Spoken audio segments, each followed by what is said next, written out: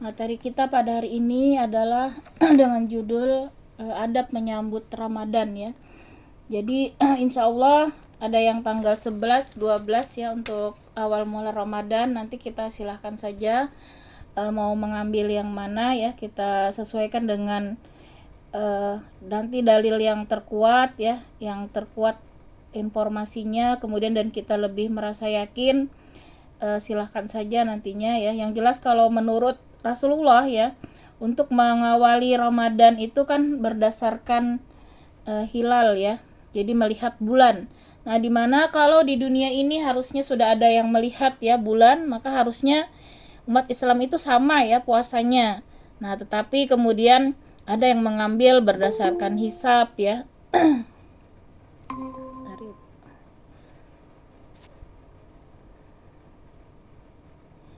Nah, kemudian nah jadi kita sesuaikan saja ya mana yang akan kita ikuti. Nah, di sini para sahabat dan tabi'in ya untuk mengawali bulan Ramadan ya. Tentunya mereka yang pertama ya di sini selalu berusaha ya untuk mempersiapkan ya, bahkan ada yang 6 bulan sebelumnya itu sudah mempersiapkan dengan semaksimal mungkin ya untuk bertemu Ramadan ya. Jadi Ramadan ini bisa diibaratkan tamu ya yang sangat istimewa.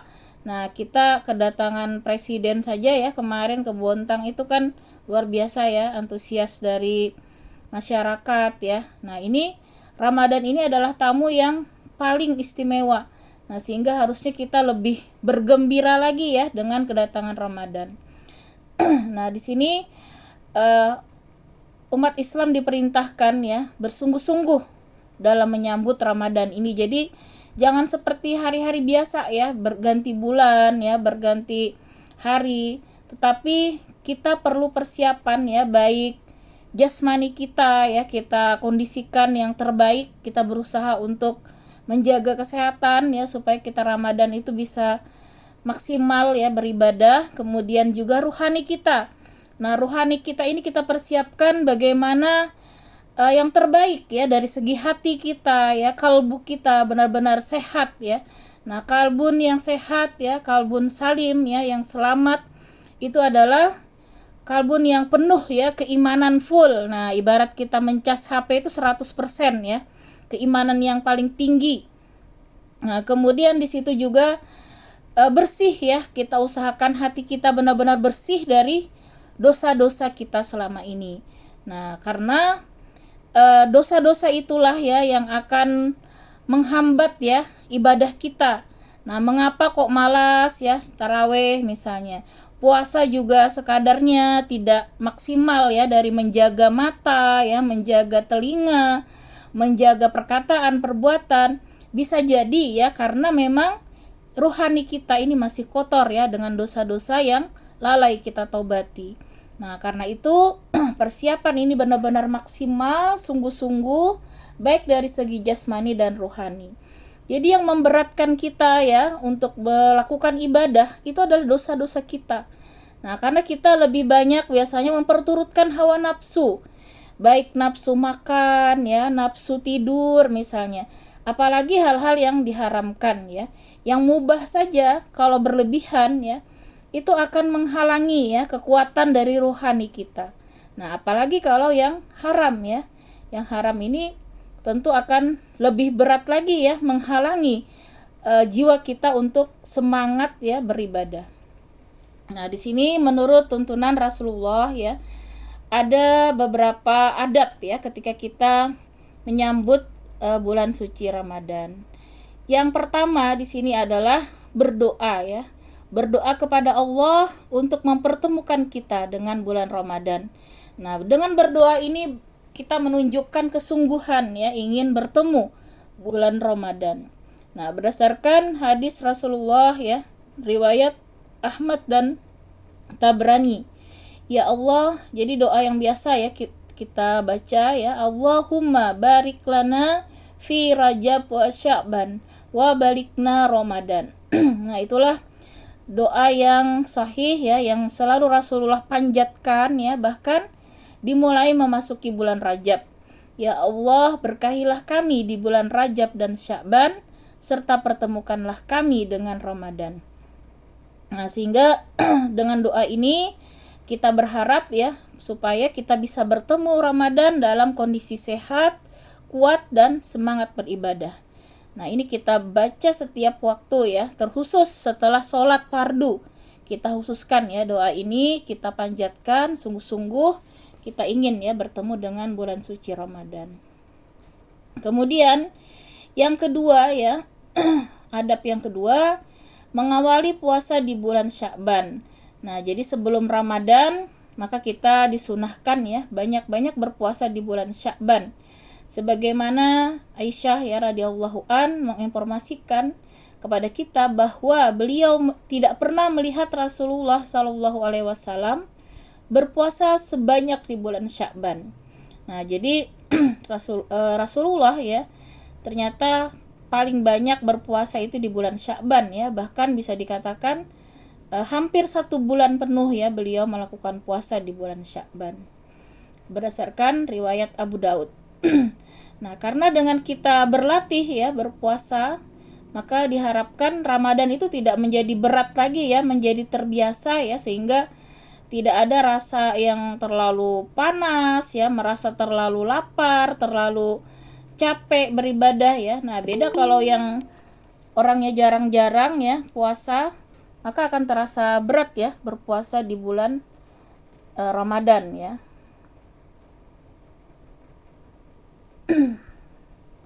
Nah, kemudian di sini yang ketiga adabnya adalah berbekal ilmu dan pemahaman ya terhadap hukum-hukum Ramadan. Nah, setiap muslim kita tahu ya bahwa diwajibkan bagi kita untuk membekali diri ya dengan ilmu ketika hendak beribadah ya kepada Allah. Jadi dalam ibadah apapun ya harus sesuai tuntunan Rasulullah ya. Sebagaimana Ramadan ini kita tahu hukumnya wajib ain ya. Artinya dibebankan kepada umat Islam yang balik, itu tidak ada tawar-menawar ya, seperti apapun kondisinya ini wajib berpuasa ya, kecuali nanti ada uzur syar'i, maka itu pun juga harus membayar ya, baik dengan fidyah ataupun dengan mengganti di hari yang lain. Nah, sehingga sebagaimana ya di dalam Quran surah Al-Anbiya ayat 7 ya, maka bertanyalah pada orang-orang yang berilmu jika kalian tidak mengetahui.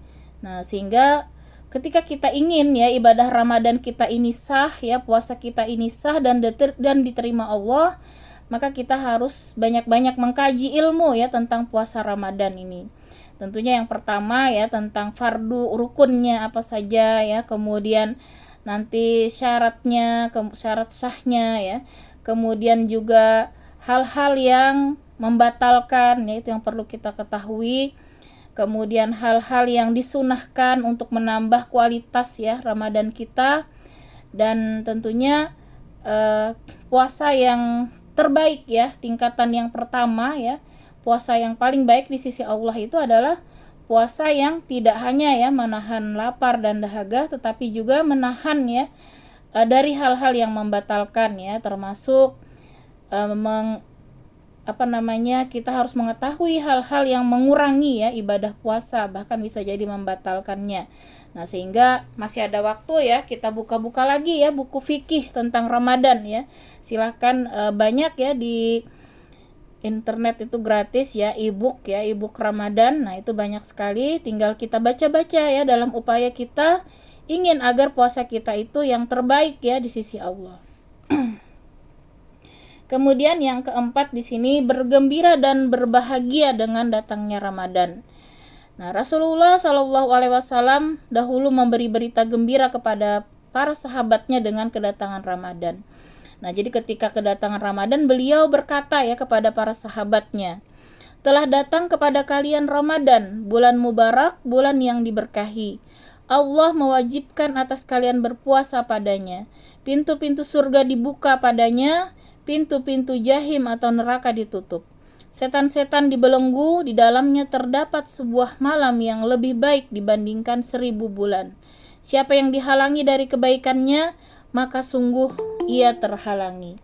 Nah, jadi ini ya patut kita juga kabarkan ya, terutama kepada anak kita ya yang masih kecil ya, supaya ada perbedaan ya ketika menyambut tamu yang agung ya, Ramadan ini supaya ada di hati mereka itu spesial ya. Kita tanamkan dari sejak dini bahwa Ramadan itu sangat istimewa. Dimana tadi ya, yang pertama tentunya kita sampaikan ada ibadah wajib berpuasa, kemudian di situ Allah membukakan pintu surga ya. Artinya di bulan Ramadan ini benar-benar ada bonus tiket ya, tiket ke surga itu sebanyak-banyaknya Allah berikan kepada orang-orang yang layak mulai di awal Ramadan. Nah, mulai dari memasuki ya Ramadan pertama, maka marilah kita mempersiapkan diri ya, menata diri kita, melayakkan diri kita di hadapan Allah agar kita mudah-mudahan terpilih ya menjadi hamba-hamba yang dapat kunci surga ya di Ramadan ini. Nah, mudah-mudahan tadi kita bisa sampai ke Ramadan dan kita bisa mendapatkan ya kunci surga di bulan Ramadan ini. Nah, setelah itu tentunya kita akan menjaga jangan sampai kunci itu nanti diambil lagi ya. Artinya kita sudah harusnya layak misalnya dapat kunci surga dengan upaya-upaya kita tadi bersungguh-sungguh ya, beribadah, bersungguh-sungguh mempersiapkan dan bersungguh-sungguh melaksanakan dengan sebaik mungkin. Jangan sampai nanti setelah Ramadan ya kunci itu diambil lagi ya karena sikap kita yang misalnya tidak layak lagi. Nah, jadi menjaga itu memang lebih sulit ya, menjaga istiqomah ya, istiqomah di jalan Allah. Apalagi di zaman sekarang ini ya, godaan itu sangat masif ya, terutama melalui medsos. Nah, kita banyak sekali melihat ya bagaimana nauzubillah min zalik ya ibu-ibu ya, kejadian-kejadian akhir-akhir ini ya, seperti berita itu kalau kita lihat yang kemarin di Cianjur ya, ada yang membunuh ya pasangan sesama gay ya, seperti itu ya. Nah, itu kan dari medsos ya. Nah, dari medsos mereka janjian, nauzubillah min zalik ya. Sekarang itu anak-anak ya sangat masif ya dimasukkan grup-grup seperti itu. Dan akhirnya yang asalnya normal ya menjadi tidak normal ya dengan grup itu yang sangat masif ya. Di dalam grup itu katanya ya mereka mencekoki otaknya ya, mencuci otaknya ya dengan ajaran-ajaran sesat ya, sehingga timbullah ya penyakit-penyakit tadi. Nah, LGBT dan seterusnya ya. Nah, jadi Ramadan ini harusnya ya menjadi kesempatan kita ya untuk membentengi diri kita ya, supaya jangan sampai mengakses ya mata kita ya, telinga kita, tangan kita, kaki kita ya, pintu-pintu yang menyebabkan ke neraka ya. Nah, jadi pintu neraka itu mulai dibukalah dari pandangan mata ya yang kita tidak jaga ya, kemudian akhirnya telinga mendengarkan yang diharamkan dan seterusnya ya, yang terus menyeret kita semakin jauh ya dari Allah.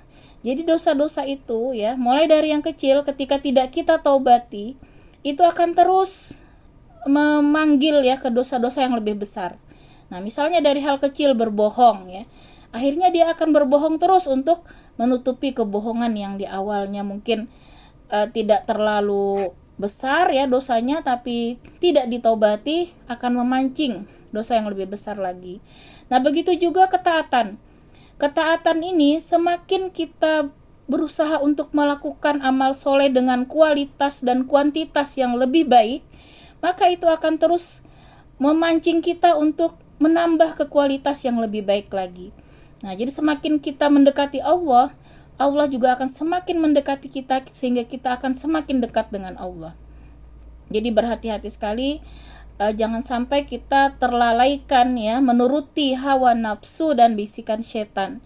Nah, itulah yang akhirnya menggagalkan ya Ramadan ini, yang harusnya kita bisa ya mendapatkan kunci surga ya, dan neraka pun sudah Allah tutup ya, setan-setan dibelenggu.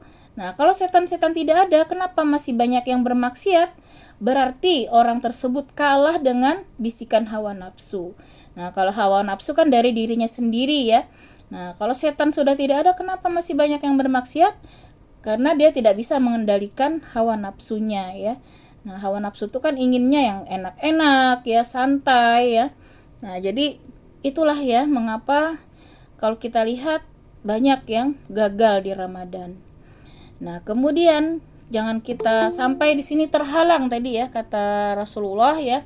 Siapa yang dihalangi dari kebaikannya maka sungguh ia terhalangi. Terhalangi dari mendapatkan Lailatul Qadar ya. Jadi Lailatul Qadar itu sudah Allah pastikan, yaitu 10 malam terakhir ya. Nah, terkhusus lagi malam-malam ganjil. Cuma kadang ya karena perbedaan awal puasa sehingga ganjil genap itu kan kita tidak jelas lagi yang tidak bisa dipastikan kadang ya, sehingga sebaiknya memang ya 10 hari terakhir itu kita maksimalkan, mau genap mau ganjil ya kita serahkan saja sama Allah ya. Yang penting di 10 hari terakhir di malam-malam khususnya ya kita mengkhususkan bermunajat kepada Allah lebih lagi ya dari yang biasanya, dalam rangka kita ingin mendapatkan kebaikan yang sangat besar tadi ya, karena beribadah di hari itu disamakan Allah sebanding dengan beribadah 1000 bulan. Nah, jadi kalau malam itu ya kita bertemu misalnya Lailatul Qadar ya, walaupun kita tidak tahu ya, tapi saat itu kita sedang kondisi beribadah, misalnya sedang tilawah ya, sedang sholat malam, sedang zikir, maka ibadah kita pada malam hari itu dilipat gandakan sama dengan kita beribadah sebanyak 1000 bulan. Jadi Masya Allah ya, jangan sampai ya kata Rasulullah kita terhalangi dari mendapatkan kebaikan tersebut. Ya insya Allah dapat ya kalau kita berusaha tiap malam itu beribadah, walaupun halangan ya, haid misalnya. Ya kita bisa ganti dengan berzikir ya, bisa ganti dengan tadabbur Quran ya, membaca tafsir misalnya. Maka itu juga akan menjadi ibadah yang termasuk ya kita menghidupkan malam-malam tersebut. Jadi tidak usah khawatir ya, masih banyak cara ya bagi kita untuk mendapatkan kesempatan tersebut. Tapi jangan sampai kita hanya tidur saja ya, malam-malam terakhir itu tidak ada persiapan ya, tidak ada khusus ya. Nah, jadi itulah yang dimaksud ya oleh Rasul akan terhalangi ketika dia tidak ada perhatian ya terhadap 10 hari terakhir ya. Kemudian di sini yang kelima ya. Nah, ini yang sangat penting ya ibu-ibu, kita berusaha membuat program ya untuk memperoleh kebaikan di bulan Ramadan. Sehingga harusnya kita itu sibuk ya di bulan ini dengan ketaatan dan ibadah. Nah, itulah yang harus kita sibukkan diri kita dari menit ke menit ya, waktu ke waktu. Jangan sampai ada yang terlewat. Ya walaupun misalnya ibu-ibu bikin kue, masak, tapi kita isi dengan zikir ya. Jangan sampai hilang kesempatan ya, setiap menit, setiap detik ya diisi dengan ibadah. Kalau kita tidak bisa sambil masak ya kita sambil zikir, sambil baca Al-Ikhlas misalnya, sambil baca ayat-ayat yang kita hafal ya. Selama itu tidak di kamar mandi misalnya ya, maka ada kesempatan kita untuk senantiasa dalam ketaatan. Nah, kalau kita lagi longgar ya tilawah ya diperbanyak. Sehingga di sini perlu kita memang memasang target ya. Misalnya yang biasa kita hatamnya 1 kali misalnya sebulan, maka kita buatlah Ramadan ini spesial ya, kita targetlah 2 kali hatam ya minimal misalnya, karena biasanya bisa 1 kali hatam di bulan lain, sehingga kita harus berbeda. Nah, lebih baik lagi kalau bisa 3 kali hatam misalnya, sehingga benar-benar di situ kita bagi ya. Kalau misalnya 1 kali hatam berarti setiap sholat itu kita wajib bacanya 2 lembar ya, karena 10 lembar misalnya 1 juz ya. Maka kita harus target tuh setelah selesai subuh itu harus ada 2 lembar kita baca. Setelah memasuki zuhur harus ada 2 lembar, setelah asar 2 lembar dan seterusnya. Kalau memang kita berat di waktu-waktu tersebut, paling enggak misalnya antara sahur dan subuh. Nah, setelah sahur itu biasanya kan longgar ya, sudah makan sahur, menunggu subuh, itu juga alangkah baiknya kita persiapan tilawah ya beberapa lembar ya, supaya ketika sibuk di siang hari kita sudah bisa mencapai target kita tadi yang sekali atau 2 kali hatam. Kemudian kita buat juga mungkin ya target misalnya sedekah ya, yang biasanya kita mungkin seharinya hanya berapa ribu sekadarnya, kadang nggak rutin ya, maka kita buatlah rutin untuk di Ramadan ini. Kalau memang repot ya harus ke masjid misalnya tiap hari masukkan kotak infak, bisa kita dengan install aplikasi ya, seperti di Quran Base ini ya ibu-ibu ya, ada aplikasi infak di situ. Kita bisa salurkan mau ke Palestina ya dengan kiris itu, mau 10.000, mau 20.000, mau 5.000, berapapun kan bisa ya, lebih mudah. Nah, mau kita memberi takjil Ramadan ya di aplikasi tersebut, banyak ya seluruh lembaga-lembaga itu mengadakan kesempatan ya untuk berinfak, bersedekah. Atau kalau misalnya kita buat celengan di rumah, kita niatkan ini untuk infak harian kita, nanti kita serahkan ke masjid, itu juga bisa. Yang jelas kita punya program yang berbeda ya dibanding hari-hari biasa. Kalau bisa tadi dari kualitas ya dan kuantitasnya juga kita tingkatkan. Karena kita tadi ingin Ramadan ini spesial ya. Termasuk zikir ya. Zikir itu memang kita buat target-target ya. Kalau perlu kita mulai hari ini sudah menulis ya, kita mau zikir apa setiap hari, berapa jumlahnya. Misalnya la ilaha illallahnya kita tingkatkan dari yang biasanya 100 kali mungkin 200 kali sehari ya. Sholawatnya 200 kali misalnya. Kemudian istighfarnya bisa jadi kita perbanyak 500 kali ya misalnya, dan seterusnya. Dan itu benar-benar kita tulis, kita evaluasi setiap hari. Nah, itulah tanda supaya kita sukses ya program ini. Kalau kita hanya di pikiran ya, tidak kita realisasikan dalam program yang tercatat, dievaluasi, kita tidak bisa mengukur ya kesuksesan Ramadan kita. Jadi kita memang harus buat agenda khusus ya, kita tulis benar-benar di situ. Satu, target kita tilawah sehari berapa juz gitu ya. Kedua, zikir pagi petang. Nanti kalau malam sore sudah malam ya mau tidur, kita centang-centang udah terlaksana belum tarawihnya, tahajudnya ya, zikirnya, sedekahnya dan lain-lain. Nah, kalau kita bisa terlaksana hari itu semua tercentang, berarti kita sudah sukses hari itu. Nah, itulah yang bisa mengukur ya kesuksesan kita, evaluasi, dan tentunya tadi program di awal benar-benar kita buat khusus ya. Nah, kemudian yang terakhir di sini menjelang Ramadan ini kita tidak berpuasa dulu ya sehari atau 2 hari sebelumnya. Berdasarkan hadis Rasulullah ya. Rasulullah Shallallahu alaihi wasallam di sini bersabda berdasarkan hadis riwayat Bukhari Muslim, janganlah kalian berpuasa 1 atau 2 hari sebelum Ramadan kecuali seseorang yang punya kebiasaan puasa. Maka bolehlah ia berpuasa.